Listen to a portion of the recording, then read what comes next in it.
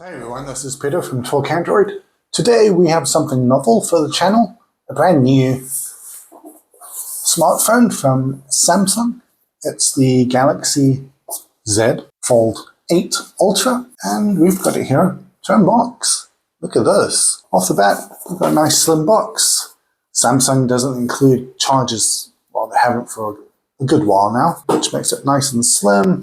So everyone's talking about the Fold 8 right now because of that brand new aspect ratio, which makes it a bit wider, shorter when folded up. So it's got a smaller cover screen. That's not what this is. This is the sequel to last year's Galaxy Z Fold7. So it's got the, if you like, regular aspect ratio, taller, a little bit skinnier. Okay. It's gained the Ultra moniker just to differentiate it from the other model. And honestly, if you already own a Fold, this is the more interesting conversation to have. So the phone in hand, it's ever so slightly thinner than last year's generation, which was 4.2mm when unfolded. This is 4.1, 215 grams in weight. So it's not a heavy phone. Samsung obviously claims this is the lightest Galaxy Z Fold ever. Let's take a look at the box here. Pretty understated. Black, cardboard. You know the drill. As mentioned, Galaxy Z Fold8 Ultra. We've got the 512/12GB variant here, and it's in the green shadow colorway. Okay, let's get this puppy open and let's take a look.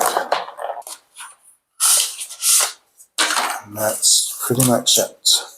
Charging cable, there's a SIM tool, nice and simple. Take a look at the actual phone. Let's just take the cover off here. Really nice and uniform. Both sides seem to be the same thickness, which is nice to see. Got a bit of a chunky camera bump, but that's not too bad. On the side here, we've got the volume button, power button.